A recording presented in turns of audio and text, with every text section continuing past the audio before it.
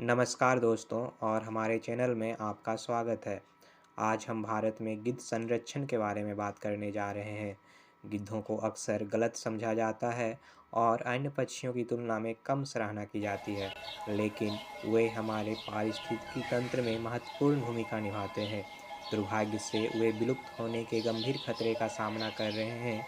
यही वजह है कि संरक्षण के प्रयास इतने महत्वपूर्ण हैं। तो आइए जानते हैं भारत में गिद्धों और उनके संरक्षण प्रयासों के बारे में।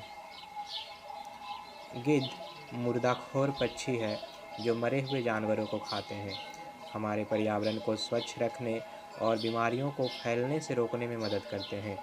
भारत में कभी लाखों गिद्ध हुआ करते थे, लेकिन हाल के दशकों में उनकी आबादी में भारी गिरावट आई है।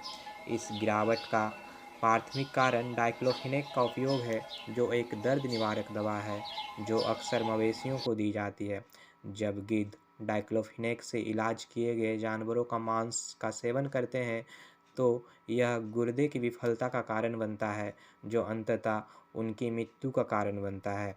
सौभाग्य से भारत में गिद्ध को बचाने का प्रयास किया जा रहा है। भारत ने कई संरक्षण संगठनों के सहयोग से डाइक्लोफिनेक के उपयोग पर प्रतिबंध लगाने और मवेशियों के लिए वैकल्पिक दवाओं को बढ़ावा देने के लिए कदम उठाए हैं। इसके अतिरिक्त गिद्धों की आबादी बढ़ाने के लिए कैप्टिव प्रजनन कार्यक्रम स्थापित किए गए हैं। इन कार्यक्रमों में जंगल से अंडे एकत्र करना और उन्हें सुरक्षित वातावरण में रखना शामिल है, जहां पक्षी डाइक्लोफिनेक के संपर्क में आए बिना बढ़ सकते हैं और विकसित हो सकते हैं। भारत में सबसे सफल गिद्ध संरक्षण परियोजनाओं में से एक हरियाणा में जटायु संरक्षण प्रजनन केंद्र है। केंद्र 3 अलग-अलग प्रजातियों के 350 से अधिक गिद्धों का घर है और सैकड़ों पक्षियों को सफलतापूर्वक वापस जंगल में छोड़ दिया है।